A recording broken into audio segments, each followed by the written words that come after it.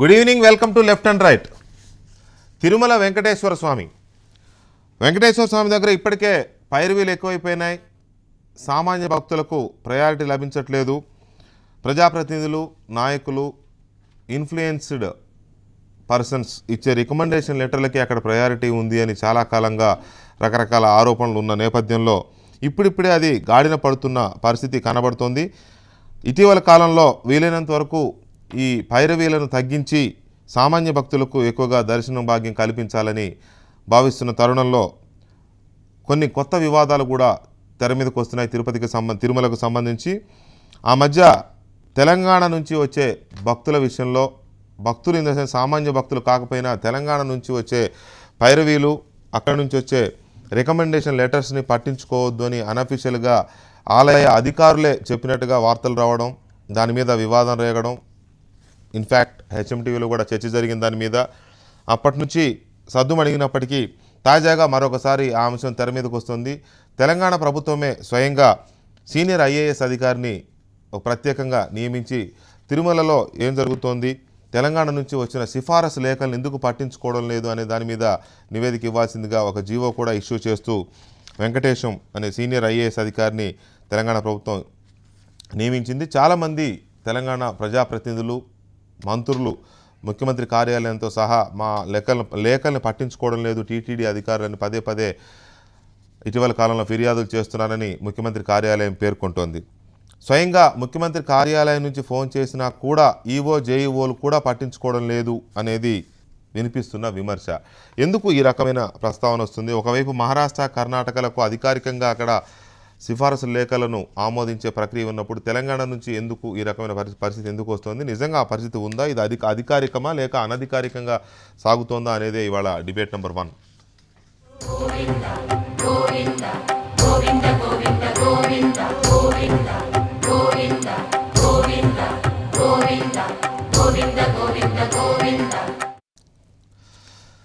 Right, ఈ అంశం మీద మాట్లాడడానికి నోముల నరసింహయ్య గారు టీఆర్ఎస్ నాయకులు, అలాగే దయాకర్ రెడ్డి గారు సీనియర్ తెలుగుదేశం పార్టీ నాయకులు స్టూడియోలో ఉన్నారు. ఇక భానుప్రకాష్ రెడ్డి గారు బీజేపీ నాయకులు, తిరుమల తిరుపతి దేవస్థానం బోర్డు సభ్యులు, తిరుపతి నుంచి ప్రత్యక్ష ప్రసారంలో అందుబాటులో ఉన్నారు. ముందుగా భానుగారు నమస్తే అండి. నమస్కారం అండి. భానుగారు, ఆ మధ్య మీకు గుర్తునే ఉంటుంది, ఈఓ గారే అధికారికంగా ఇన్ ద సెన్స్ తెలంగాణ ప్రాంతం నుంచి వచ్చే సిఫారసు లేఖలను అనుమతించాల్సిన అవసరం లేదు అని చెప్పినట్టుగా వార్తలు రావడం, దాని మీద డిబేట్ కూడా పెట్టాం. బహుశా ఆ రోజు మీరు కూడా నా డిబేట్లో పార్టిసిపేట్ చేసినట్టున్నారు. ఇప్పుడు మళ్ళీ తెర మీదకి వచ్చింది, ఏకంగా ప్రభుత్వం జీవో ఇష్యూ చేయడం, సీనియర్ ఐఏఎస్ ఆఫీసర్ని నియమించడం, ఇవన్నీ చూస్తున్నాం. ఏంటి ఎందుకు అలాంటి నిర్ణయం తీసుకున్నారు అసలు బేసిక్గా?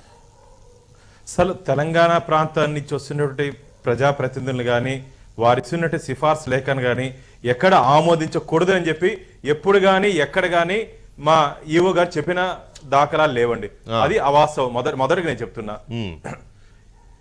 మేము ఇప్పటి వరకు కూడా భావిస్తున్నాం తెలంగాణ, ఆంధ్ర రెండు ఒకటే అని చెప్పి భావిస్తున్నాం. తిరుమల తిరుపతి దేవస్థానం అధికారులు కూడా ఇక్కడ ఏ విధంగా మా ఈ ప్రాంతంలో ఉన్నటువంటి శాసనసభ్యులకు కానీ, పార్లమెంట్ సభ్యులకు కానీ, గౌరవ మంత్రులకు కానీ ఏ విధంగా వారికి ప్రోటోకాల్ ఇస్తున్నారు, అదే పరిధిలో తెలంగాణ నుంచి వస్తున్నటువంటి వారికి కూడా అదే విధంగా ఇస్తున్నారు. ఉదాహరణకి మొన్న వైకుంఠ ఏకాదశి రోజు మీరు ఇంతకుముందు చెప్పారు, కర్ణాటక, మహారాష్ట్ర రాష్ట్రాన్ని చూస్తున్నటువంటి సిఫార్సు లేఖని అంగీకరిస్తున్నామని. మొన్న వైకుంఠ ఏకాదశికి కానీ, జనవరి 1కి కానీ మన తెలంగాణ, ఆంధ్ర రాష్ట్రానికి సంబంధించినటువంటి ఎమ్మెల్యేలు కానీ, ఎమ్మెల్సీలు కానీ, ఎంపీలు కానీ వారు స్వయంగా వస్తే వారి కుటుంబ సభ్యులకు 1+5 లెక్కన కింద వారికి ఒక సపరేట్ సీతా నిలయమని ఒక బ్లాక్ చేసి అక్కడ వీరు వస్తానే ఇమీడియట్గా ఒక స్పెషల్ ఆఫీసర్ని అక్కడ అపాయింట్ చేసి వీరు వస్తానే టికెట్స్ ఇచ్చే ప్రక్రియ కూడా మొదలు పెట్టారండి. అదే కర్ణాటక. ఇక్కడ సమస్య ఏంటంటే తెలంగాణ నుంచి వచ్చే ఎమ్మెల్యేలు, ఎంపీలు, మంత్రులు డైరెక్ట్ గా వస్తే అనుమతించట్లేదని కాదండి, వాళ్ళ సిఫారసు లేఖలు వాళ్ళు ఎవరికైనా ఇస్తారు. ఒక ఎమ్మెల్యేనో, ఒక మంత్రో, ఒక ఎంపీనో, లేకపోతే సమ్ టైమ్స్ ముఖ్యమంత్రి కార్యాలయం నుంచి కూడా సిఫారసు లేఖలు ఇస్తారు. మీకు తెలియంది కాదు. ఆ సిఫారసు లేఖలను పట్టించుకోవడం లేదు అనేది తెలంగాణ ప్రభుత్వానికి వస్తున్న ఫిర్యాదులు. చాలామంది మంత్రులు వీళ్ళు ఫిర్యాదు చేయబట్టే ఇవాళ ఒక ఐఏఎస్ నియమించే పరిస్థితి వచ్చింది. అది క్లియర్ కనపడుతుంది. జీవో కూడా ఇష్యూ చేశారంటే యూ కెన్ అండర్స్టాండ్ ఏదో జరుగుతుంది. అదే పద్ధతి ఆంధ్రప్రదేశ్లో కూడా ఇక్కడ ఉన్నటువంటి శాసనసభ్యులు కానీ పార్లమెంట్ సభ్యులు కానీ మంత్రులు సైతం ముఖ్యమంత్రి గారికి ఫిర్యాదు చేస్తున్నారండి. మా లెటర్లు అక్కడ తిరుమల తిరుపతి దేవస్థానంలో సరిగా పట్టించుకోవట్లేదు, మా లెటర్లు ఇస్తే రిజెక్ట్ చేస్తున్నారని. అంటే ఇక్కడ ఒక ప్రక్రియ ఉందండి. ఈ రోజు ఉదయం విఐపి ప్రారంభ దర్శనంలో లిమిటెడ్ టికెట్స్ ఇవ్వాలని చెప్పి ఒక 1000 టికెట్లు ఇవ్వాలని చెప్పి మేము పరిధి పెట్టుకున్నాం. సో అంత లోపలే ఎవరు ప్రోటోకాల్ పరిధికి వస్తారో వాళ్ళకి ఇస్తున్నాం. దాని తర్వాత ఇప్పుడు గౌరవ సభ్యులు ఎవరున్నా వాళ్ళ కుటుంబ సభ్యులు ఎవరు వస్తే వాళ్ళకి ఇస్తున్నాం. అంతేగాని సిఫార్సు రేఖలు మీరు ఏదైతే ఈరోజు తెలంగాణ ప్రజాప్రతినిధులు చెప్తున్నారో అదే ఫిర్యాదులు ఈరోజు మా ముఖ్యమంత్రి గారికి కూడా ఇక్కడ ఉన్నటువంటి ప్రజాప్రతినిధులు కూడా చెప్పడం జరిగింది. ఇది కేవలం భక్తుల సౌకర్యార్థం ప్రోటోకాల్ పరిధిలోకి వచ్చే ప్రజాప్రతినిధులకి జుడిషియల్కి అలాగే ఈ బ్యూరోక్రాట్స్కి వీళ్ళకి మాత్రం ఈ రోజు మేము దర్శనం ఏర్పాటు చేస్తున్నాం. మిగతా వాళ్ళకి చాలా తగ్గిస్తున్నామండి. ఉదాహరణకు గతంలో వైకుంఠ ఏకాదశికి 22,000 పాసులు 23,000 పాసులు ఇచ్చినటువంటి చరిత్ర ఉంది. 11-12 గంటలకు దర్శనానికి అనుమతించినటువంటి రోజులు ఉన్నాయి. మొన్న వైకుంఠ ఏకాదశి రోజు నేనున్నాను ప్రత్యక్షంగా. ఉదయం 4 గంటలకి సర్వదర్శనం వదలడం జరిగిందండి. జనవరి 1వ తారీఖున అది కూడా శుక్రవారం వచ్చింది కాబట్టి అభిషేకం ఉంటుంది కాబట్టి మాకు 2 గంటలు అదనంగా 5:30కి సర్వదర్శనం వదిలింది జరిగింది. ఇప్పటి వరకు నేను దాదాపు 10-15 సంవత్సరాలుగా తిరుమల తిరుపతి దేవస్థానం దగ్గరగా గమనిస్తున్నా. ప్రతి సంవత్సరం వైకుంఠ ఏకాదశి రోజు ఈవో డౌన్ డౌన్, దేవస్థానం down down, chairman down down అనే నినాదాలు ఉన్నాయి. ఈ ఫస్ట్ టైం ఎక్కడ ఆ నినాదాలు లేకుండా ఒక మంచి పద్ధతిలో జరిగింది. అంటే కేవలం ఒకటి వాస్తవం, మీరు వింటారు. నేను చెప్పేటప్పుడే చెప్పాను, గతానికి భిన్నంగా ఇప్పుడిప్పుడే అది కాస్త గాడిన పడేసే ప్రయత్నం చేస్తున్నారు అని నేనే చెప్పా ఇంటర్వ్యూలో. ఎందుకంటే మేము కూడా నిత్యం వాచ్ చేస్తూ ఉంటాం కదా ఏం జరుగుతోంది. ఎందుకంటే తిరుమల అనేది ఒక పెద్ద దేవాలయం, కొన్ని లక్షల మంది వస్తూ ఉంటారు. అక్కడ ఏం జరుగుతుంది, ఎవరెవరు ఎలాంటి అవకతవకలు పాల్పడుతున్నారనే వాచ్ ఉంటుంది. మేము అబ్జర్వ్ చేస్తున్న దాని ప్రకారం ఇంత ముందులాగా కాకుండా వీలైనంత వరకు సామాన్య భక్తులకు ఎక్కువ ప్రయారిటీ ఇస్తున్నారు అనేది వాస్తవం, మేము కాదనడంలా. కానీ సిఫారసు లేఖలు అయితే ఉంటున్నాయి, దాన్ని ఎవరు ఆపలేరు. ఆ సిఫారసు లేఖల్లోనే పొరుగు రాష్ట్రాన్ని పట్టించుకోవడం లేదు అనేది ఒకటి ఉంది. ఒక్క నిమిషం భానుగారు, నరసింహ గారు, ఏంటి అసలు వారేమో ఏమీ లేదు అలాంటిది, మాకు అధికారికంగా ఎవరు చెప్పడం లేదు, అసలు అలాంటి ఉద్దేశమే లేదని వారు చెప్తున్నమాట. ఏమీ లేకుండా జీవో ఎందుకు వచ్చింది, ఒక ఐఏఎస్ ఆఫీసర్ని ఎందుకు నియమించారు అని అంటే డెఫినెట్గా ఏదో పెట్టుంటారు కదా. అంత ఈజీగా నువ్వు వెళ్ళి తిరుమలకి వెళ్ళి అక్కడ మాట్లాడి ఏం జరుగుతుంది అసలు నివేదిక ఇవ్వని ప్రభుత్వం ఆయనకు చెప్పింది అని అంటే సంథింగ్ ఏదో ఉంది. ఏంటది మీకున్న ఇన్ఫర్మేషన్? నాకున్న ఇన్ఫర్మేషన్ కానీ జనరల్గా టీటీడీకి సంబంధించినటువంటి అధికారులు లేకపోతే అక్కడ ఉన్నటువంటి పాలక వర్గము ఇది చేయమని చెప్పేసేటువంటి పరిస్థితులలో ఉండకపోవచ్చు. కానీ సీఎం ఆఫీస్ నుంచి పంపించినటువంటి ఇన్ఫర్మేషన్ ప్రకారంగా కూడా ఇతరులు ప్రజాప్రతినిధులు పంపించినటువంటి లేఖలకు సంబంధించి కూడా సరి అయినటువంటి రెస్పాన్స్ లేదు అనేది వాస్తవంగా ఉంటేనే ఎవడైనా మనం లెటర్ ఇచ్చిన తర్వాత నాకైతే చెప్తారు. సరే నేను ఎంత నమ్ముతానో ఎంత నమ్మనో వాళ్ళకు తెలుసు, నా ఆత్మకు తెలుసు. నేను పంపించిన ప్రతి లెటర్ను కూడా బాగా హానర్ చేస్తున్నా అని చెప్తారు ఇప్పుడు కూడా మా వాళ్ళు. కానీ ఇప్పుడున్న పరిస్థితులలో ఆ రకమైనటువంటిది ఉండడం సరి అయింది కాదు. నెంబర్ 1, ఏది లేకుండా రాలేదు. నిప్పు లేకుండానే బొగ్గు వస్తుందా? రాదు కదా. సీఎం ఆఫీస్ నుంచి పంపించినవి ఆ రకంగా ఉంటేనే సీఎం ఆఫీస్ వాళ్ళు ఇది తప్పు ఉంది అని చెప్పి మిగిలినటువంటి అసర్టైన్ చేసుకున్న తర్వాతనే ఒక ఐఏఎస్ అధికారిని వేసినటువంటి పరిస్థితిని మనం గమనించాలి. ఎందుకనంటే పక్కన ఉన్నటువంటి తమిళనాడు కానీ కర్ణాటక కానీ వీటన్నిటికి సంబంధించినప్పుడేమో ఇవన్నీ పొరుగు రాష్ట్రాలు. ఇవన్నీ ఇంకా 10 సంవత్సరాల వరకు హైదరాబాదు ఉమ్మడి రాజధానిగా ఉంది. మనం ఇంకా కలిసే ఉన్నాం. రాష్ట్రాలు వేరైనాయి, మనం అన్నదమ్ముల్లాగా విడిపోయినాం, కలిసి ఉన్నాం, రాజధాని ఒకే దగ్గర ఉంది. అందుకని ఆ సెన్స్తో అధికారులు కొంత అతి ఉత్సాహంతో ఉందేమో అనిపిస్తుంది. అధికారుల అతి ఉత్సాహాన్ని ఎవరు చూడాలి? డైరెక్ట్ సీఎం గారు చూస్తారంటే చూడలేడు. కాకపోతే పాలక వర్గానికి సంబంధించి ఇటువంటి అన్నింటినీ కూడా ఇప్పుడు వేసినటువంటి ఐఏఎస్ అధికారితో వేసినటువంటి అంశాలు, ఆ జీవోలో ఉన్నటువంటి అంశాలన్నింటినీ పరిశీలన చేయాలి. విశ్వాసం ఉన్న భక్తులకు ఆ రకమైనటువంటి పార్షియాలిటీ చూపిస్తే నిజంగా కూడా వెంకటేశ్వర స్వామి మహిమ ఏదైనా ఉంటే వాళ్ళ మీద ఖచ్చితంగా పనిచేస్తుంది అది. రైట్. దయాకర్ రెడ్డి గారు, మీ అబ్జర్వేషన్ ఏంటి? ఎందుకంటే ఇది ఒక ఐఏఎస్ని నియమించి మరి ప్రభుత్వం మానిటర్ చేస్తుందంటే ప్రభుత్వానికి ఏదో ఒక కంప్లైంటో లేకపోతే ఫీడ్బ్యాక్ రావడం వల్ల అలా చేసి ఉండొచ్చు బహుశా. మీకు కొంచెం ఈ భక్తి కార్యక్రమాలు ఎక్కువ కాబట్టి మీకేమైనా అబ్జర్వేషన్ ఉందా? ఇప్పుడు ఒక రాష్ట్రం నుంచి ఇంకో రాష్ట్రంలో ఉన్నటువంటి టెంపుల్ అథారిటీ మీద కానీ ఆ ప్రాంతాల్లో భక్తుల సౌకర్యాల మీద కానీ ఇంకో ప్రాంతం ఐఏఎస్ ఆఫీసర్ అయినా అనేది ఇప్పుడు మొదటిసారిగా చూడాల్సి వస్తుంది. అంటే ఇక్కడ నుంచి వెళ్ళే భక్తులకు ఎలాంటి పరిస్థితి అనేది నివేదిక కోసమేలే, అదేం పెద్ద అదే భారతదేశంలో అన్ని రాష్ట్రాలు కూడా అట్లా వేస్తే ఎట్లుంటుందో కూడా ఆలోచన చేయాలి మనం. ఓకే.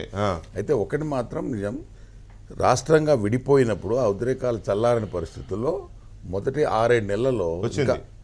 చెప్పని నన్ను మీరు అన్నది కరెక్టే. మీరు చెప్పొద్దు, నన్ను అడిగారు, నన్ను చెప్పని.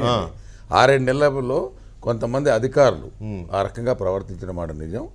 అది సాక్షాత్ నాలాంటి వాళ్ళు, నేను కానీ మన రాజేందర్ రెడ్డి కూడా, ఆయన కూడా అనుభవం అయితే ఇతను సీఎం గారి దృష్టికి తీసుకెళ్ళిన తర్వాత స్పష్టమైన వార్నింగ్ ఇచ్చినాడు, అందరినీ ఒకేలాగా చూడండి. ఆ తర్వాత బోర్డు పడదానికంటే మొదలే ఒక 3 నెలల మొదలు టీటీడీ బోర్డు కొత్తగా వేసేదానికంటే మొదలు కూడా మానిటరింగ్ చేసి ఏ ప్రాంతం మంత్రులైనా సరే వాళ్ళు సొంతంగా వస్తేనే వాళ్ళు వెంబడి 1+6కు అవకాశం ఇచ్చారు.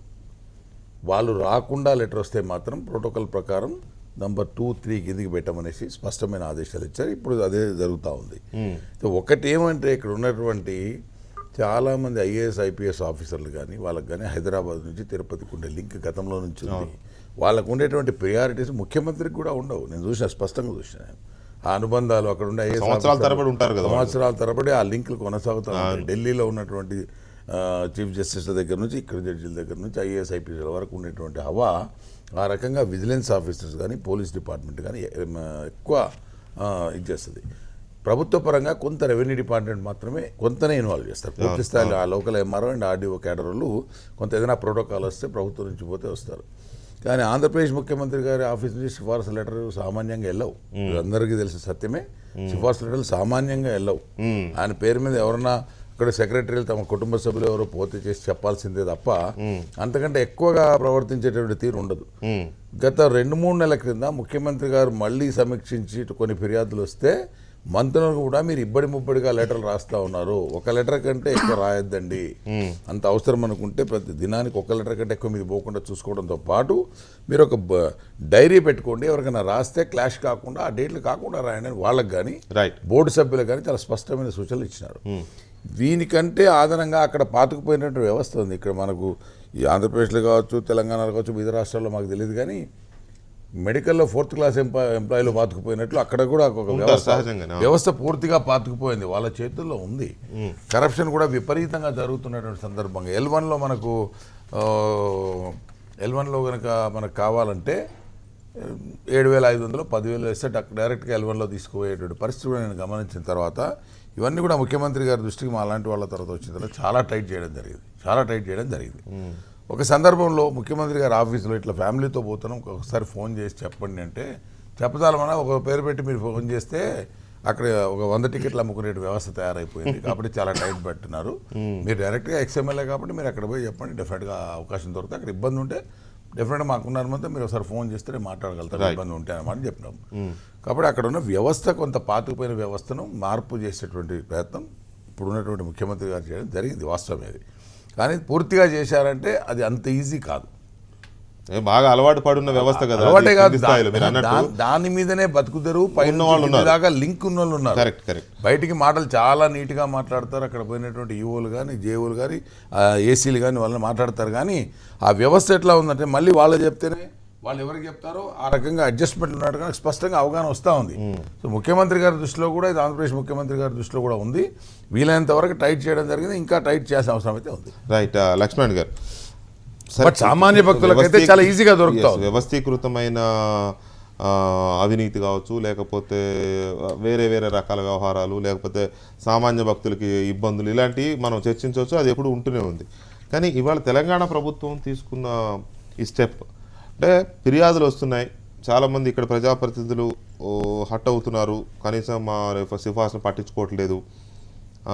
అక్కడికి వెళ్ళిన తర్వాత ఈ లేఖలు పట్టుకుని వెళ్ళిన వాళ్ళకి కనీసం వసతి లేదా దర్శనాలు, బ్రేక్ దర్శనాలు ఉంటాయి కదా, అటువంటి ఇవి కల్పించడం లేదు, ఉద్దేశపూర్వకంగానే నెగ్లెక్ట్ చేస్తున్నారు అనేది వీరి ఆరోపణ, ఫిర్యాదు. అందులో భాగంగానే ఈ నియామకం, ఐఏఎస్ నియామకం. సో మీ అబ్జర్వేషన్ ఏంటి? నిజంగా అలాంటిది ఉందని అనుకోవచ్చా? ఒకటైతే వాస్తవం, విభజన జరిగిన మొదటి 6 నెలల టైంలోనే ఒకటి జరిగింది వాస్తవం. అప్పుడు ఈఓ గారు బయటకు వచ్చి చెప్పడం జరిగింది, వివాదం జరిగింది, చాలామంది ఇష్యూ కూడా చేశారు, అక్కడ గొడవ కూడా అయింది కొండ మీద. సో ఇంకా అలాంటి పరిస్థితి ఉందని అనుకోవచ్చా? మొదటి విషయం, దైవ దర్శనానికి సంబంధించి ప్రజాప్రతినిధుల different matter. అది మళ్ళీ మనం మాట్లాడదాం. సిఫార్సుల ఆధారంగా దైవదర్శన చేసుకునే విధానమే అభ్యంతరకరమైనటువంటిది. దానివల్ల సామాన్య భక్తులు చాలా ఇబ్బందులు పడుతున్నటువంటి ఘటనలు కూడా ఉన్నాయి. కానీ ఇవాళ రాష్ట్ర విభజన జరిగినంత మాత్రాన తెలుగు రాష్ట్రాల 2 రాష్ట్రాల ప్రజాప్రతినిధుల యొక్క సిఫార్సులని విపక్షతో చూసేటువంటి పరిస్థితి అక్కడ నెలకొన్నది అనేటువంటిది నేను అనుకోవడంలా. ఇప్పటికిప్పుడు మీరు అన్నట్టు తొలి దశలో ఒక ఉద్యమం జరిగినటువంటి అక్కడ సమైక్యాంధ్ర కొంతకాలం ఎవరైనా టెంపర్మెంట్స్ లూజ్ అయ్యి కొంతమంది వ్యక్తులు ప్రవర్తించిన ఘటనలు ఉండవచ్చు. వ్యవస్థగా పరిపాలనా యంత్రాంగంగా ఆ విధమైనటువంటి ప్రవర్తన ఆనాడు కూడా జరిగినట్టుగా పెద్దగా ఏమీ వార్తలు లేవు. వ్యక్తులుగా ఎక్కడైనా జరిగి ఉండవచ్చు. టెంపర్మెంట్స్ ఇటువైపు పోయినటువంటి భక్తులు లూజ్ అయ్యి ఉండొచ్చు, లేకపోతే వాళ్ళు అక్కడ అధికారులు కూడా లూజ్ అయ్యి ఉండొచ్చు. అటువంటి ఘటనలు జరిగి కానీ ఇటీవల కాలంలో అటువంటివి ఉన్నాయని నా దృష్టికి అయితే రాలేదు.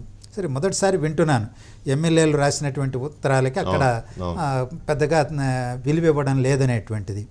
సరే, సహజంగా ఆంధ్రప్రదేశ్ ప్రభుత్వ చట్టం మేరకే తిరుమల తిరుపతి దేవస్థానం దాన్ని అడాప్ట్ చేసుకొని అది చేస్తుంది అనుకోండి.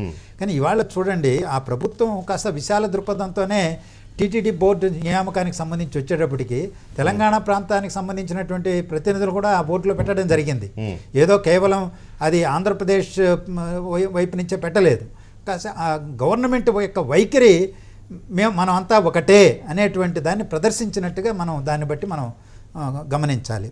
రెండోది, అధికారయుతంగా ఏమన్నా ఎక్కడన్నా వాళ్ళు ఒక్కొక్కసారి ఇంతకుముందు భానుప్రసాద్ రెడ్డి గారు చెప్పినట్టుగా ఏం చేస్తారంటే బ్రహ్మోత్సవాలప్పుడు ఇతర రద్దీ కాలంలో ఏం చేస్తారంటే నియంత్రిస్తారు. ప్రత్యేకంగా విఐపీలు వస్తే వాళ్ళతో పాటు ఉండేటువంటి వాళ్ళని అనుమతించడం ఒక భాగం. సిఫార్సు ఉత్తరాలని నిరాకరించాలి, స్వీకరించకూడదు. అది ఆంధ్రప్రదేశ్ కావచ్చు, తెలంగాణ వాళ్ళు కావచ్చు, ఎవరు ఇచ్చినా తిరస్కరించాలనేటువంటి ఒక వైఖరి నిర్దిష్టమైనటువంటి ఆదేశాలు అప్పుడప్పుడు ఇస్తుంటారు, ఒక వారం రోజులు 10 రోజుల పాటు. ఎందుకంటే రద్దీని దృష్టిలో పెట్టుకొని. ఇవాళ ఆంధ్రప్రదేశ్ రాష్ట్రం విడిపోయిన తర్వాతనే కాదు, మద్రాసు నుంచి ఉమ్మడి మద్రాసు రాష్ట్రం నుంచి చీలిపోయినప్పుడు తిరుమలనే మాదే అని చెప్పేసి మద్రాసు తమిళనాడు రాష్ట్రం వివాదం రావదీసినటువంటి ఘటన మనం చూస్తున్నాం.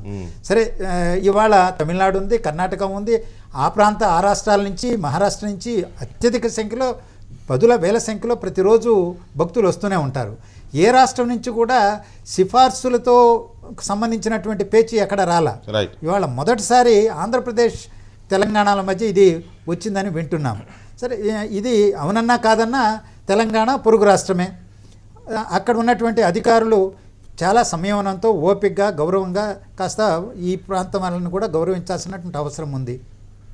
ఎక్కడన్నా జరుగుంటే ఆ ప్రభుత్వం తక్షణం స్పందించాలి.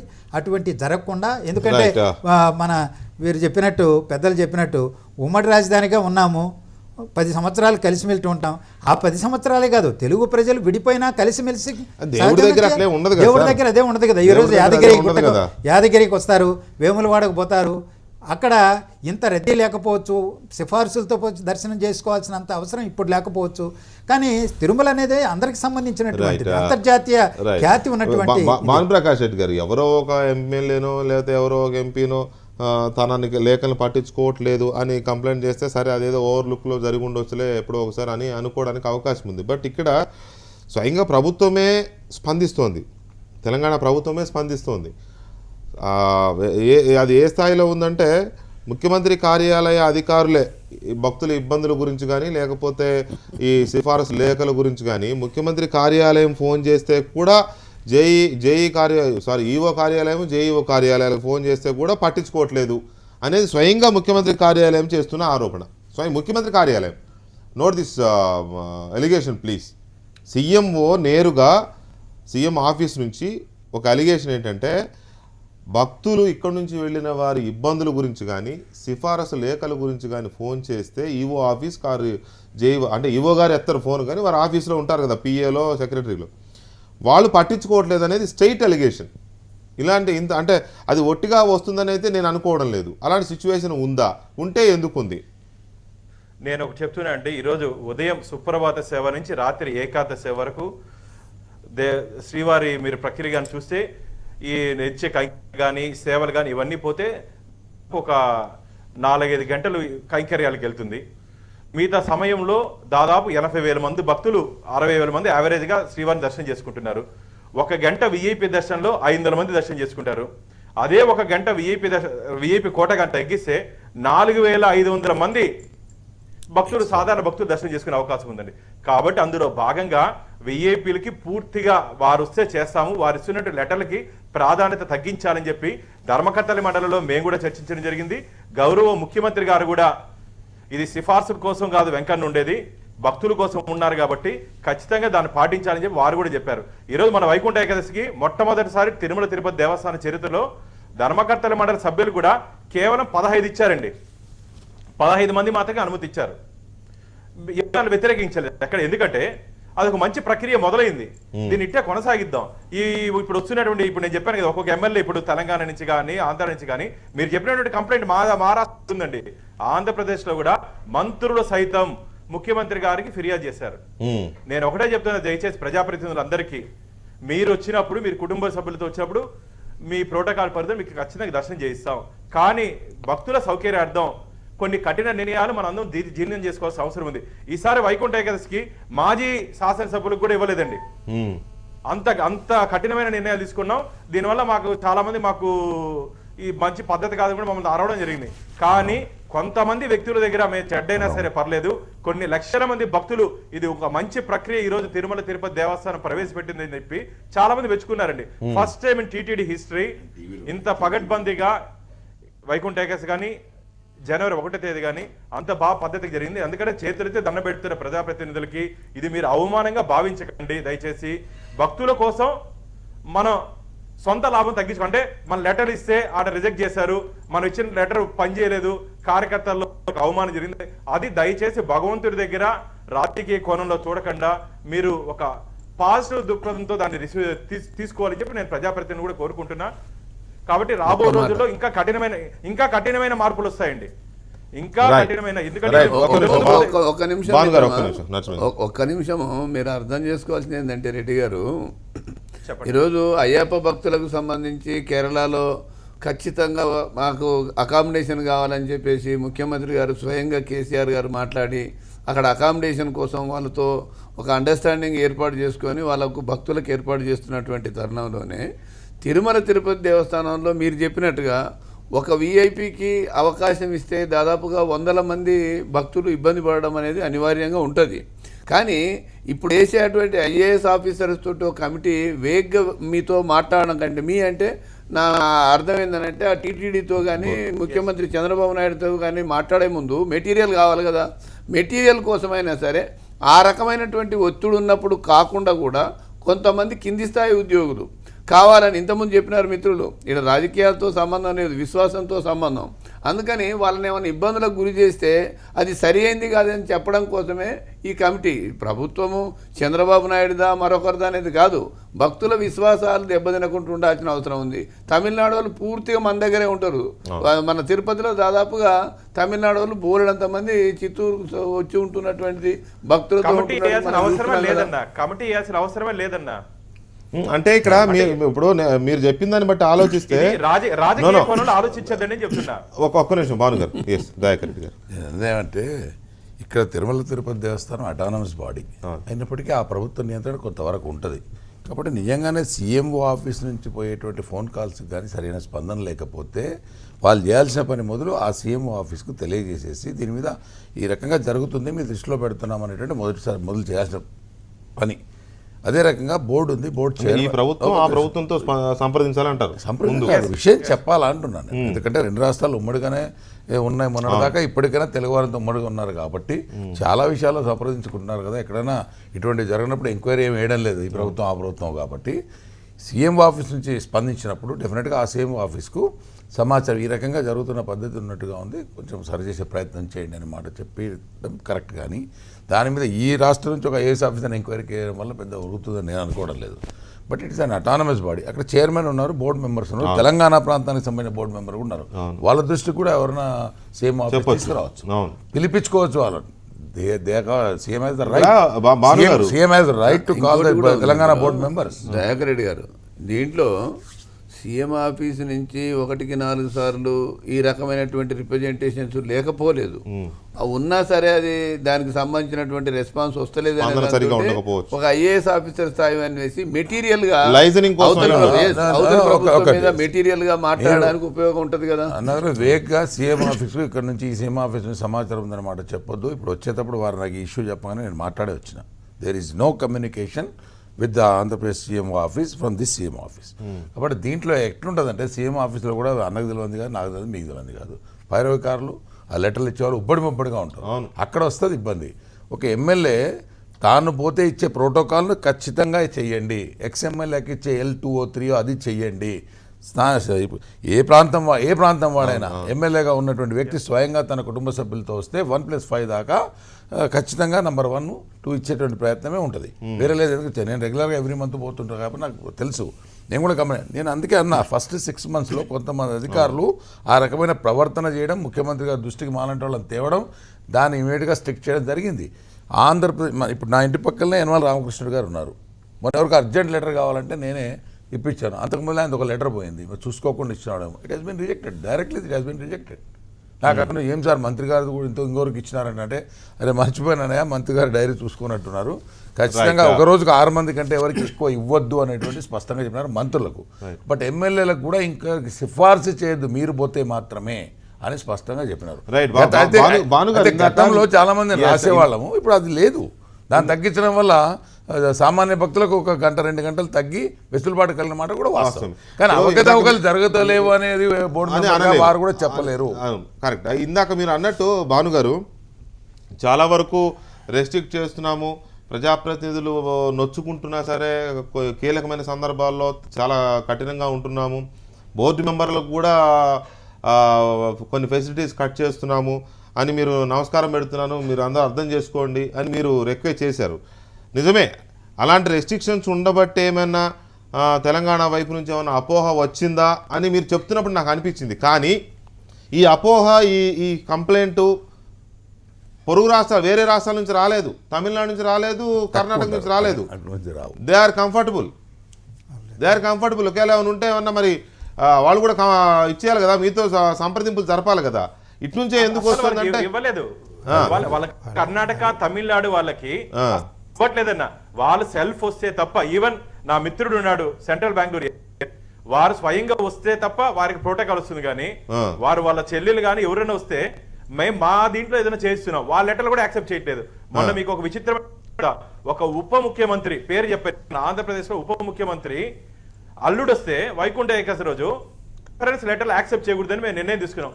యాక్సెప్ట్ ఇంకెంత ఆలోచించారు. ఒక ఉప ముఖ్యమంత్రి వారు కుటుంబ సభ్యులు వస్తే రెఫరెన్స్ యాక్సెప్ట్ చేయకూడదని నిర్ణయం తీసుకున్నప్పుడు యాక్సెప్ట్ చేయలేదు. దీన్ని బట్టి ఎంత సివియర్ రాబో రోజులు, అందుకని చెప్పండి ఇంకా రాబో రోజులు ఇంకా కఠినంగా తిరుమల తిరుపతి దేవస్థానం నిర్ణయం తీసుకోబోతుంది. దీనివల్ల కొంత నొచ్చుకున్నా సరే చాలా మంది భక్తుల ప్రయోజనాల దృష్ట్యా ఇంత కఠినంగా తీసుకుంటున్నామని చెప్తున్నాను నేను. అసలు మీ నియమాల ప్రకారం, బోర్డు నిబంధనల ప్రకారం సిఫారసు ఎవరెవరు చేయొచ్చు? ఎవరు పడితే వాళ్ళు అయితే చేయరు కదా. ఏదో ఒక స్టేజ్ వరకు ఐఏఎస్లో, ఐపీఎస్లో లేదా ప్రజాప్రతినిధులు ఎవరో ఉంటారు. ఏంటి మీకున్న ఏమైనా ఉన్నాయా? పలానా వాళ్ళు సిఫారసు చేయొచ్చు అని ఏమైనా ఉందా నిబంధన? అందుకని దీని మీద మేము రివ్యూ, దీని మీరు చెప్పినటువంటి మంచి సబ్జెక్ట్ తీసుకుని వచ్చారు. దీని మీద గురించి మేము మొన్న చర్చించడం జరిగింది. అసలు ఈ సిఫార్సు లేఖలు, ఈ L1, L2 ఇవి కూడా పూర్తి స్థాయిలో రద్దు చేసి అందరినీ ఒకే విధంగా ప్రోటోకాల్ పరిధిలో వచ్చే వ్యక్తులకి మాత్రం ఒక కొద్ది సమయం కేటాయించి మిగతా వాళ్ళకి దాని L1, L2 అనేది కూడా తీసేయాలని చెప్పి ఒక ఆలోచన కూడా రావడం జరిగింది. ముఖ్యంగా మా అందరికీ తీవ్రమైన ఒత్తిడి ఏమంటే L1, L2 వల్ల. ఎందుకంటే బ్రేక్ కూడా 3 ఉన్నాయండి. L1 అంటే టాప్ ప్రోటోకాల్, మన రాష్ట్ర ఇప్పుడు తెలంగాణ రాష్ట్రం అంటే ఎమ్మెల్యేలకి అది వర్తిస్తుంది, L1 వస్తుంది, ఎంపీలకు కానీ ఎమ్మెల్సీలకు అందరికి వస్తుంది. బయట స్టేట్ కాదండి ఇది, అదర్ స్టేట్ మినిస్టర్స్ కూడా L1 రాదు. అంత ప్రివిలేజ్ మేము ఈ తెలంగాణలో ఉన్నటువంటి ప్రజాప్రతినిధులకు ఇస్తున్నాం. దాన్ని అర్థం చేసుకోవాల్సిన అవసరం ఉంది. అదర్ స్టేట్ మినిస్టర్స్ కూడా ఇవ్వట్లేదు, L2 ఇస్తున్నాం. అదర్ స్టేట్ ఎంపీస్ కి L2 ఇస్తున్నాం. సో మేము చాలా గౌరవం చూసుకుంటున్నాం ప్రజాప్రతినిధుల్ని. కాబట్టి ఎక్కడ ఎవరు ఇబ్బంది పడాల్సిన అవసరం లే. దీని మీద తొందరపడి ఒక ఐఏఎస్ ఆఫీసర్ విచారణ అధికారి చేశారు. ఇది మంచి ప్రక్రియ కాదు. చూద్దాం. అంటే వారు కూడా నెగిటివ్ కోణంలో వేశారని ఎందుకు అనుకోవాలి? ఏదో అనుమానమో లేక అనుమానం కూడా కాదు, కొంతమంది ఫిర్యాదు చేశారు, దాన్ని సరి చేసుకుని అసలు అక్కడ మనకు సరైన సదుపాయాలు ఎందుకు ఉండలేదు, ఆ లైజనింగ్ కోసం వేసి ఉండొచ్చు ఆఫీసర్ని, దాన్ని కూడా ఏదో తెలంగాణ ప్రభుత్వం నెగిటివ్ యాంగిల్లో వచ్చేసింది అనుకోవాల్సిన అవసరం లేదు. ఇన్ఫాక్ట్ ముఖ్యమంత్రి గారి కార్యాలయంతో మాట్లాడి ఉండొచ్చు కదా. అదైతే వాస్తవం, మీరు అన్నది వాస్తవమే. మరి మాట్లాడే లేదు అని దయాకర్ రెడ్డి గారు అంటున్నారు. అదే అది చూడాలి మరి. నరసింహయ్య గారేమో మాట్లాడేదని ఏమైనా ఇది ఒక రకంగా చూడాలంటే లక్ష్మణ్ గారు నాకు మెసేజ్ వచ్చింది. వెంకట్ గారు, TTD employees and officers selling VVIP tickets 25,000 rupees, it's become an open market అని ఒక మెసేజ్ వచ్చింది. అంటే ఒకవైపేమో సిఫారసులు, ఒకవైపేమో ఇలాంటి బ్లాక్ మార్కెట్లు. ఈ ఆరోపణ నుంచి బయటపడినంతకాలం ఇలాంటి అనుమానాలు, అపోహలు క్రియేట్ అవుతూనే ఉంటాయి. ఎందుకని కంట్రోల్ చేయలేకపోతున్నారు? చిన్న టెంపుల్ అండి, చిలుకూరు బాలాజీ టెంపుల్. అక్కడ లేదు అసలు. అక్కడ ఎవరు వచ్చినా సరే గవర్నర్తో సహా అందరూ చుట్టూ తిరగాల్సిందే మామూలు భక్తులతో కలిసి. ఎందుకు తిరుమలలో ఈ రకమైన వ్యవహారం? గత కొన్ని దశాబ్దాలుగా ప్రమాణాలు బాగా పడిపోయినాయి. బోర్డు చైర్మన్లు కూడా వాళ్ళ కార్యాలయం నుంచి వాళ్ళ అనుచరులు, బోర్డు సభ్యులు కూడా ఇలాంటి బిజినెస్ చేశారు, టికెట్లు అమ్ముకొని డబ్బులు సంపాదించేటువంటి కార్యక్రమం చేశారనేటువంటి ఆరోపణలు వెల్లువెత్తినాయి చాలా సందర్భాల్లో. సరే, దాంట్లో భాగంగానే అధికారులు కూడా, కింద స్థాయి ఉద్యోగులు కూడా అవినీతిలో అంతర్భాగంగానే చేస్తున్నారు. అది ఇప్పుడు కూడా అది తెలంగాణ భక్తులతోనే కాదు, ఆంధ్ర భక్తులతోనూ, కర్ణాటక, తమిళనాడు అన్ని రాష్ట్రాల భక్తులతోనూ వాళ్ళు వ్యాపారం చేస్తున్నారు, బ్లాక్ మార్కెట్ చేసి. అది దాన్ని ఎలా అరికట్టాలనేటువంటిది లడ్లకు సంబంధించి కానీ ఇతరులకు సంబంధించి అన్నింటికి, ప్రసాదానికి సంబంధించి కూడా రకరకాల ఆరోపణలు ఉన్నాయి. సో దాన్ని ఎలా అరికట్టాలనేది టీటీడీ బోర్డు దాన్ని పరిగణలోకి తీసుకోవాలి, కట్టుదిట్టమైన చర్యలు తీసుకోవాల్సినటువంటి అవసరం ఉంది. ఇక్కడ ఏంటంటే ఒక ఐఏఎస్ ఆఫీసర్ని డిప్యూట్ చేయాల్సినటువంటి అంత సీరియస్ సిచ్యువేషన్ లేదు ఇప్పుడు. అనేక సమస్యలు, నీటి సమస్యలు వస్తున్నాయి, జటిలమైన సమస్యలు వస్తున్నాయి, మంత్రులు కూర్చొని మాట్లాడుతున్నారు. విద్యాశాఖకు సంబంధించిన సమస్యలు వచ్చినప్పుడు విద్యాశాఖ మంత్రులు కూర్చొని మాట్లాడుతున్నారు.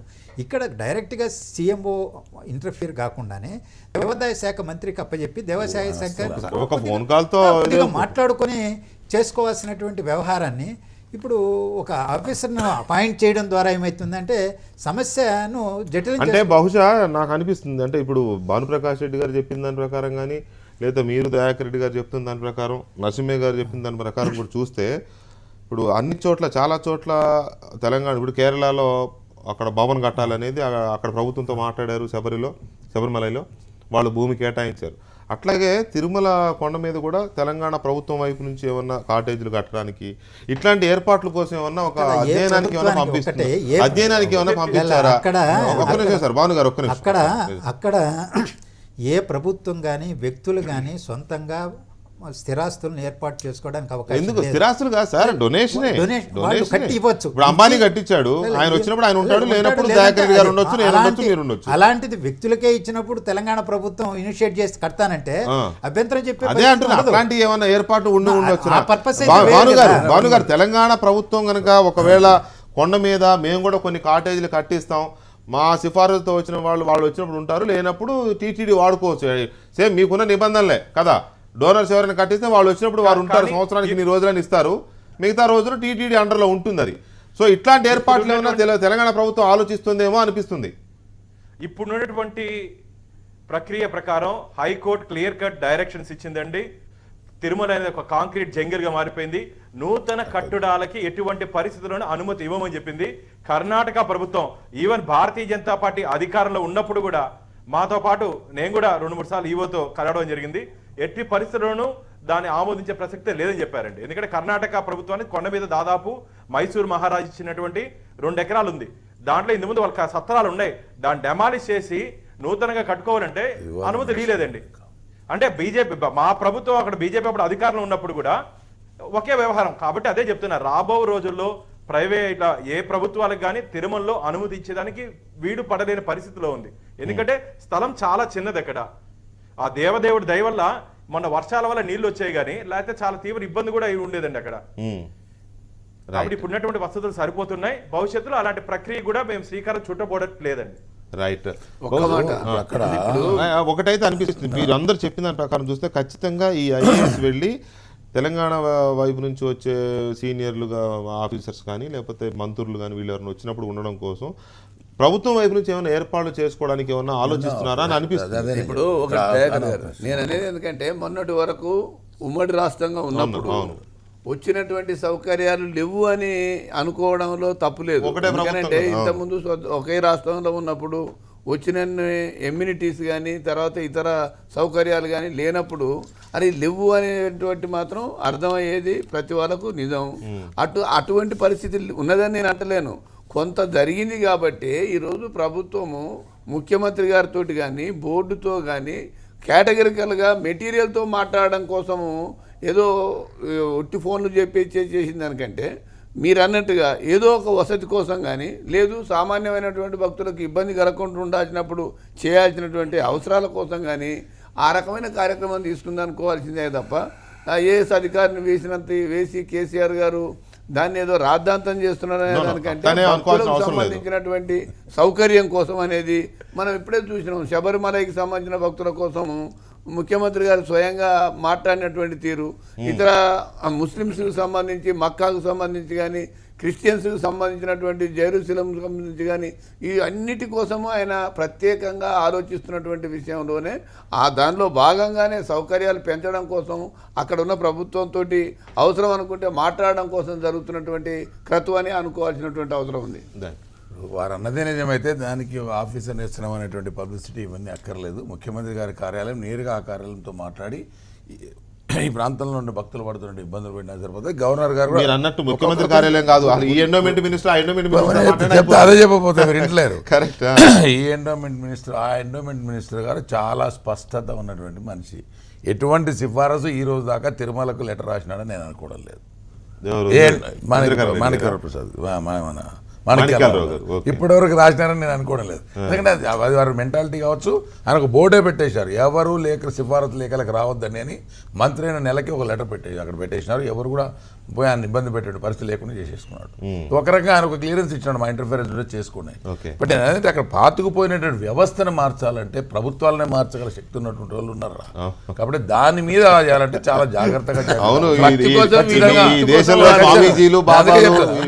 అది ఉంది. కాబట్టి దాన్ని కాస్త జాగ్రత్తగా ముఖ్యమంత్రి గారు అడుగులేస్తున్న మాట మాత్రం నిజం. నేను బోర్డు మెంబర్ గారి దృష్టికి తెచ్చేదంటే ఎల్వన్లు 10,000 నుంచి 25,000 వరకు అమ్ముకుంటున్నమాట వాస్తవం. ఎక్కడి నుంచి ఫారెన్ నుంచి వచ్చిన వాళ్ళు కానీ ఇతర ప్రాంతాల నుంచి వచ్చిన వాళ్ళు అప్పటికప్పుడు వచ్చిపోవాలి, వాళ్ళని క్యాచ్ చేసుకుంటారు. అక్కడ ఒక వ్యవస్థనే ఆల్టర్నేట్ వ్యవస్థనే ఏర్పాటైంది. ఇది మాత్రం అవాస్తవంగా బోర్డు దాని మీద దృష్టి పెట్టాల్సిన దశాబ్దాల కాలం నుంచి జరుగుతున్నటువంటి ఈ క్రమంలో తగ్గిన 25,000 కోసం ఒక ముఖ్యమైనటువంటి టికెట్స్ ను అవినీతి చేస్తున్నారు అనేటువంటి క్రమం లేకపోలేదు. ఎందుకనంటే భక్తి విశ్వాసాల కోసం మాకు టైం కావాలని వచ్చేవాళ్ళు. ఏదో ఈ దూర ప్రాంతం నుంచి డబ్బులు పోతే పైన తొందరగా చేసుకుని దర్శనం వెళ్ళిపోదాం అనే వాళ్ళు ఉంటారు. రైట్. ఖైరతాబాద్ శాసనసభ్యులు టీటీడీ బోర్డు మెంబర్ కూడా ఆయన చింతల రామచంద్రారెడ్డి గారు ఉన్నారు. లైన్ లో ఉన్నారు. రామచంద్రారెడ్డి గారు నమస్తే అండి. నమస్కారం అండి. నమస్కారం సార్. నమస్కారం. రామచంద్రారెడ్డి గారు, బోర్డు అక్కడ టీటీడీలో కొండ మీద ఏ ప్రాంతం వారు వెళ్ళినా ఈ దర్శనాలు వసతులు అంతా సాఫీగానే సాగుతున్నాయా? ఇప్పుడు అక్కడ ఉన్నటువంటి దాన్ని బట్టి తప్పనిసరిగా అన్ని ప్రాంతాల వాళ్ళకు ప్రాతినిధ్యం వహించేటట్టు అందరూ కూడా ఇస్తున్నారు, అన్ని చేస్తా ఉన్నారు. అక్కడ ఉన్నటువంటి ప్రపంచంలోనే ఏ టెంపుల్లో లేనటువంటి వ్యవస్థ అక్కడ చేస్తా ఉంటారు. మరి దీని మీద మీకు ఏమి ఇబ్బంది అయిందని అక్కడ అని? ఏమి ఇబ్బంది అయింది నాకు కాదు, మరి ముఖ్యమంత్రి గారు మీరు తెలంగాణ ప్రభుత్వాన్ని అడగాలి. వారు ఒక జీవో ఇచ్చారు, ఒక ఐఏఎస్ అధికారిని కమిటీ వేసి నివేదిక ఇమ్మని అడిగారు.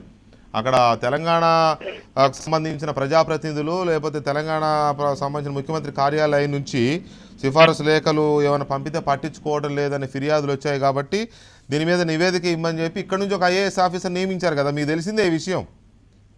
ఒక్కటి దయచేసి దేవుని దగ్గర అందరం సమానమే, అట్లా లేదు కదా. నంబర్ 2 ఏదైతే ఉందో అక్కడ ఒక పద్ధతి ఉంది. ఎవరైనా ప్రజాప్రతినిధులు అక్కడికి వెళ్తే 1+5 తప్పనిసరిగా వాళ్ళకు అన్ని రకాల వ్యవస్థ ఏర్పాటు చేసేటటువంటి వ్యవస్థ అక్కడ ఉంది, చేస్తూ ఉన్నారు కూడా. అంతకన్నా మించి కావాలంటే ఇప్పుడు మరి సామాన్య ప్రజలు దేవుని సేవించుకోవాలి. రామచంద్రారెడ్డి గారు అది కాదు, నేను అడుగుతున్నది ఒకటే. ఏమీ లేకుండా తెలంగాణ ప్రభుత్వం ఎందుకు ఆ నిర్ణయం తీసుకుంటుంది? ఒక జీవో ఇచ్చి మరి ఒక అధికారిని పంపించి మన రాష్ట్రం నుంచి వెళ్ళిన భక్తులకు ఎలాంటి ఇబ్బందులు ఎదురవుతున్నాయో నివేదికమని ఎందుకు అడుగుతుంది? అడుగుతా అక్కడ ఇచ్చేటప్పుడు ఒక్కటండి, తెలుసుకోవాలి, వారి విజ్ఞతగా నేను వదిలేస్తున్నా. మీరు చెప్పండి, మీరు ఖైరతాబాద్ ఎమ్మెల్యేగా ఉన్నారు, తెలంగాణ ప్రాంతం నుంచి బీజేపీ శాసనసభ్యులు, మీరు టీటీడీ బోర్డులో మెంబర్గా కూడా ఉన్నారు.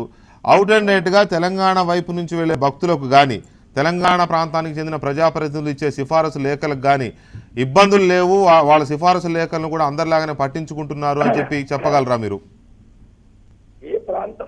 ఏ ప్రాంతం ప్రజాప్రతినిధులైనా ఆంధ్ర కావచ్చు, తెలంగాణ కావచ్చు, అందరికీ సమాన దృష్టితోని, సమాన ఆలోచనతోని, సమాన వ్యవస్థని ఏర్పాటు చేస్తున్నారు.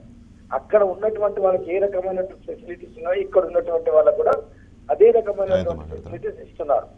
అంతేగాని తెలంగాణ చిన్న చూపు, ఆంధ్ర పెద్ద చూపు అనేది అక్కడ ఏం లేదు.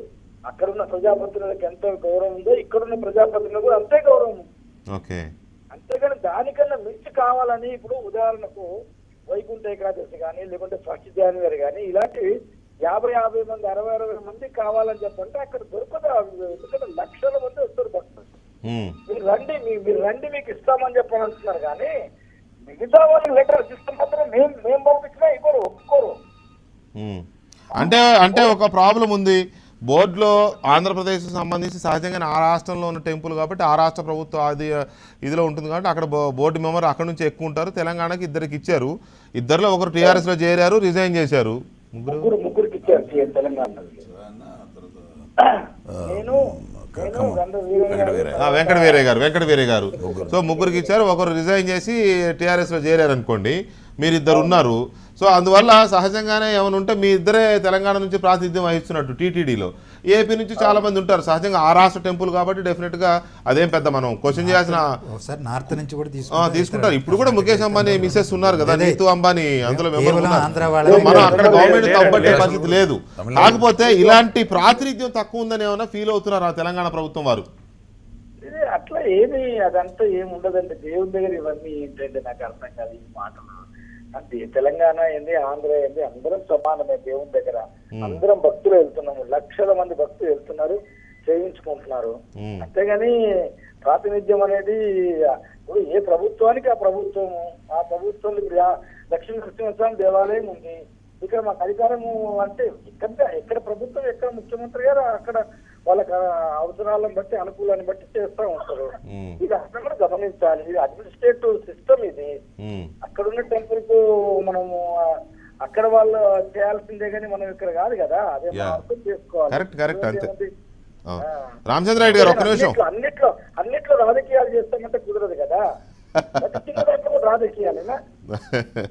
రామచంద్రారెడ్డి గారు ఒక్క నిమిషం. రామచంద్రారెడ్డి గారు మీతో కొత్తకోట దయాకర్ రెడ్డి గారు మాట్లాడుతున్నారు. దయాకర్ రెడ్డి గారు, ఇప్పుడు గతంలో ఏమైందంటే శాసనసభ్యుడు కూడా ఎమ్మెల్యే కాగానే ఒక లెటర్ ప్యాడ్ తిరుపతి కోసం కొట్టించి పెట్టేవాడు. అది కూడా పిఏకి ఇచ్చేవాడు. ఆ పిఏకి ఇచ్చేవాడు, పిఏ ఏం చేసేవాడో తెలుసు. కొంతమంది ఎమ్మెల్యేలు కూడా అందరు మంచోళ్ళు కావచ్చు, నాలంటోళ్ళు అనుకోండి, నాలంటోళ్ళు చెడ్డ పనులు చేసే ఉన్నారు అనుకుందాం. అటువంటి పనులు చేసే వాళ్ళు కూడా ఉన్నారు. కాబట్టి అక్కడ దుర్వినియోగం చాలా జరిగింది. ఎమ్మెల్యేగా ఉన్నటువంటి వ్యక్తికి ప్రోటోకాల్ ఇవ్వాల్సిందే. అది ఏ ప్రాంతం, భారతదేశంలోని ఏ ప్రాంతం వాడైనా ఎమ్మెల్యేనో ఎంపీనో స్వయంగా వస్తే ఆయనకు, ఆయన కుటుంబ సభ్యులకు 1+5 ఇవ్వాల్సిందే. దానికి ఎందుకు ఇవ్వాలని ప్రశ్న వస్తే లేదు రాదు, అది రాదు. ఎందుకు ఇవ్వాలి? రాదు, అది ఎవరు అడగరండి. నేను చెప్తాను కదా, అది అడగరు. సార్ చిలుకూరు బాలాజీ దగ్గర లేదు కదా. ఎగ్జాంపుల్ చెప్తే ఇక్కడ ఉన్న సిస్టమ్ మొదటి నుంచి ఒకటి సాక్షాత్ మన గవర్నరే మెచ్చుకున్నారు, ఇలా ఉండాలి ఏ టెంపుల్ అయినా అని. గవర్నరే మెచ్చుకున్నారు. మరి గవర్నర్ లైన్ లో పోతే ఏమైంది? తిరుపతి అదే కదా మరి అవన్నీ మెచ్చుకోండి. అక్కడ ఉంది కాబట్టి మైకులు పట్టుకొని మెచ్చుకోవడానికి కొంతమందికి బాగానే ఉంటాయి. స్వయంగా తమ దాకా వస్తే వస్తుంది. నేను అందుకే అంటున్నా, ప్రోటోకాల్ ప్రకారము అక్కడ ఉన్న శాసనసభ్యుడు, ఎంపీఓ, చైర్మనో, మంత్రి ఉన్నప్పుడు వాళ్ళకి ఇవ్వాల్సిన విధంగా ఇవ్వడం అనేది బాధ్యత. ఇవ్వనివ్వండి. ఎందుకంటే మొత్తం ప్రపంచమంతా కూడా ఆకర్షితులయ్యేటువంటి దేవస్థానమో రష్ ఉంటుంది కాబట్టి వారి వరకు ఇవ్వచ్చు. వాళ్ళు రాసే సిఫారసు లేఖలన్నిటికీ ఇవ్వాలంటే మాత్రం సాధ్యం కాని పని. దానికి బోర్డు ఉంది. ఆ బోర్డుకు కొన్ని వసతులు ఉన్నాయి. బోర్డు మెంబర్స్కు 10-20 మందికి డైలీ ఎవరైనటువంటి వాళ్ళు పెద్ద మనుషులు చెప్తే వాళ్ళు కుటుంబ సభ్యులు కానోళ్ళు, కుటుంబ సభ్యులు 5 మందికి ఎక్కువ వస్తేనో వాళ్ళ ద్వారా తీసుకునే అవకాశం ఉంది. దాన్ని ఇవ్వండి. కానీ రామచంద్ర రెడ్డి గారు, నేను సూటిగా అడుగుతున్నా, అక్కడ అక్రమాలు జరుగుతాం లేవని మీరు చెప్పగలరా? అక్కడ అక్రమాలు జరగడం లేదు. 10,000-15,000 రూపాయలకు ఒక ఎల్వన్ అమ్ముకుంటున్నమాట వాస్తవం కాదని మీరు చెప్పగలరా? 100% నేను చెప్పగలను. ఇక్కడ ఈ తప్పండి, బోర్డు నేను వచ్చిన prove తర్వాత చేస్తాను మీకు కావాలంటే. కొత్త నేను బోర్డు prove వచ్చిన చేస్తాను తర్వాత మీకు. అలాంటి ఏది కూడా జరగడం లేదు. నేను ప్రూఫ్ చేస్తాను రామచంద్ర గారు. మీరు ప్రూవ్ చేస్తే అన్నా, గత ప్రభుత్వంలో చర్య తీసుకుంటారు. నేను అదే చెప్తున్నా, బోర్డు మెంబర్ గా మీ బాధ్యత విస్మరించకండి. జరుగుతా ఉంది. సాక్షాత్ 10 రోజుల కింద నాకే జరిగింది. స్వయంగా ముఖ్యమంత్రి గారి కార్యాలయం దృష్టికి తీసుకొచ్చిన. ఇంతకంటే ఇంకేం కావాలి మీకు ఎవిడెన్స్? అంటే మీరు అక్కడ ఉన్నటువంటి వ్యవస్థ అట్లా ఉంది. దాన్ని మార్చే ప్రయత్నంలో ఇబ్బంది ఉంది, కానీ కఠినతరం చేస్తూ వస్తున్నారు. ఇంకా చేయాల్సిన అవసరం ఉంది. దయాకరణ నేను ఒకటే చెప్తున్నాను, మీలాంటి ప్రజా ప్రతినిధులుగా పనిచేసినటువంటి మీరు విధంగా చేసినటువంటి వాళ్ళు మీరు ఈ రకంగా చేసినట్టు మీ మీద కూడా చర్య తీసుకోవాలి. మీకే జరిగిందంటే నేను పోయినా చెప్తున్నా ఆయన, మీరు నేను నా ఐడి కార్డు ఇవ్వకుండా నేను పోయినా మొన్న. మీకు తెలుసు, మిమ్మల్ని కూడా లెటర్ ఇవ్వమన్నా టైంకు లెటర్ తీసుకోలేకపోయినా కాబట్టి నేను పోతే 4 గంటల సేపు నేను ఒక ఎక్స్ఎమ్మెల్యేగా నా ఐడి కార్డు ఇవ్వకపోతే పిచ్చోడు తిప్పినట్టు తిప్పినారు. దాన్ని ముఖ్యమంత్రి కార్యాలయానికి రిపోర్ట్ చేయడం జరిగింది. ఇటువంటి జరగకుండా చూసుకోండి. ఎందుకు సార్ తిప్పల పడతారో మీరు ఎక్కడ వచ్చారో తీసుకెళ్తానని చెప్పారు కాబట్టి మీకు చెప్తున్నా. ఎట్లా మీరు ఐడి కార్డు ఇవ్వలేదని చెప్తున్నా కదా. ఐడి కార్డు ఐడి కార్డు ఇవ్వలేదు నేను. ఒక ఎమ్మెల్యే అని సెక్రటేరియట్ లేక రానిలేదని చెప్పి పోలీసులు వచ్చిన వార్తలు కార్యాలయం మాట మాట్లాడకండి సార్. బోర్డు మెంబర్ కాబట్టి జరుగుతున్న దాన్ని తగ్గించే ప్రయత్నం ఈ ప్రభుత్వంలో జరుగుతున్న మాట అప్రిషియేట్ ఇట్. కానీ దాన్ని పూర్తి స్థాయిలో బోర్డు మెంబర్ టేకప్ చేయడం లేదు. ఒకటి వినండి కదా, మీరు చెప్పింది 100% జరగలేదని ఒక బోర్డు మెంబర్ కాబట్టి మీరంటే ఎట్లా అండి? అది ఐడి కార్డు మీద లేదని చెప్పండి. నొసటి మీద వాళ్ళకి తెలుసా? మీ మీద మీరు ఐడి కార్డు మీరు పలానా ఎక్స్ఎమ్మెల్యే అక్కడ తెలుస్తుందా ఎవరికన్నా? నేను ఐడి కార్డు ఇవ్వలేదన్నా. ఎందుకు సార్ ఇంత తిప్పలు పడతారు? 10,000 ఇస్తే వల్ల తీసుకెళ్తాను చెప్పారంటుంటే సో ఓకే లీవ్ ఇట్. ఇక అదేంటో జరుగుతున్నాయి అనకండి. జరుగుతున్నాయి మీ దృష్టికి తెస్తున్నా. అంత అర్జెంట్ గా మార్చలేమని కూడా చెప్తున్నా. కానీ మార్చే ప్రయత్నం దయచేసి చేయండి. బోర్డు మెంబర్ గా ఆ యొక్క శాంక్షన్ ఇవ్వండి. ముఖ్యమంత్రి గారికి ఉన్న అభిప్రాయానికి అనుగుణంగా మీరు వెళ్ళండి. వెళ్ళకపోతే బోర్డు మెంబర్ వచ్చే సమస్య ఇది. అవుతారు ఇంకో మెంబర్ చాలా స్పష్టంగా చెప్తున్నాడు, ఒక్కసారి మార్చలేము, మార్చే ప్రయత్నంలో ఉన్నాము, కొంత టైట్ చేస్తేనే ఇటువంటి ఇబ్బంది వస్తా ఉందని. ఆ ఇబ్బందులు అధిగమించే ప్రయత్నం చేయండి. రైట్ రామచంద్ర రెడ్డి గారు thank you very much. Ramachandra Reddy గారు మీరు లైన్లోకి వచ్చినందుకు. భాను ప్రకాష్ రెడ్డి గారు చెప్పండి, మీరు ఏదో చెప్తున్నారు. దయాకరణ మీరు చెప్తున్నారు ఇప్పుడు ధర్మకర్తల మండలి గురించి. గత 10 సంవత్సరాలుగా గత ప్రభుత్వంలో తిరుమలని పూర్తిగా ఒక రాజకీయ క్షేత్రంగా చేశారు. 50 లక్షలకు బోర్డు మెంబర్ వేశారన్నా తెలుసు. అది కూడా మరి ఇక్కడ ఉన్న బోర్డు మెంబర్ ఒక్క రూపాయలు ఇచ్చేసుకున్నారో చెప్పమని చూద్దాం. మీరు చేయండి అంటున్నా. ప్రతి బోర్డు మెంబర్ కి రోజుకి 20 నుంచి 25 బ్రేక్ దర్శనాలు ఇస్తున్నారు అనేది ఒక రూలే ఉంది. గతంలో బోర్డు మెంబర్ అదే సార్ గత పాలక మండలి పిఏలు పాలక మండలి సభ్యులకు 10 లక్షలు ఇచ్చారండి. అట్ట 3 సభ్యుల మీద తిరుమల 2 టౌన్ పోలీస్ స్టేషన్ లో కంప్లైంట్ ఉంది, ఎఫ్ఐఆర్ రిజిస్టర్ అయింది. ఈసారి ధర్మకర్తల మండలి మంత్రి గారు చాలా మంచి వ్యక్తులు వేశారు, ఎక్కడ తప్పు జరగట్లేదు, మీరు చెప్పినట్టు తప్పు జరుగుతోంది అని చెప్పి మా దృష్టికి కొన్ని వస్తుంటే మేము యాజమాన్యం దృష్టికి తీసుకుపోతున్నాం, విజిలెన్స్ దృష్టికి తీసుకుపోతున్నాం. ఎవరైనా సరే దాని వెనకాల ఎంత పెద్ద వ్యక్తి అయినా సరే వారి మీద క్రిమినల్ కేసులు నమోదు చేయమని చెప్తున్నాం మేము. ఇంకోటి ఏంటంటే పాలక మండలికి సంబంధించి ఏదో విమర్శించాల్సినటువంటి అవసరం లేదు. సరే, ఇప్పుడు మీ పాలక మండలి నుంచి ఉన్నటువంటి వాటి దశాబ్దాల తరబడి వస్తున్నాయి. మన వయసులో మనకంటే పెద్ద అవినీతి, అందుకని దాన్ని సరిచేయడం కోసం చూడండి. రెండోది నా రిక్వెస్ట్ ఏంటంటే, ఇప్పుడు తెలంగాణ ప్రభుత్వం చేసేది రాజకీయం అని అనుకోకండి. భక్తుల సౌకర్యార్థం అటు కేరళతో చేసిన ఇతర రాష్ట్రాలతో మాట్లాడినారు. ఆ ముఖ్యమంత్రి రిక్వెస్ట్ పెట్టినారు. ఇక్కడ అది కాకుండా ఏమంటారు? ఇది ఖచ్చితంగా రాజకీయ కోణంలో చూస్తున్నారు. ఇది రాజకీయం చేయొద్దండి. ఈరోజు తెలంగాణలో ఈరోజు కమిటీ చేయాల్సిన అవసరం ఏముందండి? సీఎంఓతో మాట్లాడొచ్చు, ఇక దేవాదాయ శాఖ మంత్రితో చర్చలు జరపచ్చు. అది లేకుండా ఒక వ్యక్తిని, ఒక ఐఏఎస్ వ్యక్తినేసి ఇక్కడ తిరుమల ప్రతిష్టతను దిగజార్చే విధంగా భావిస్తున్నారు. ఇది మంచి పద్ధతి కాదు.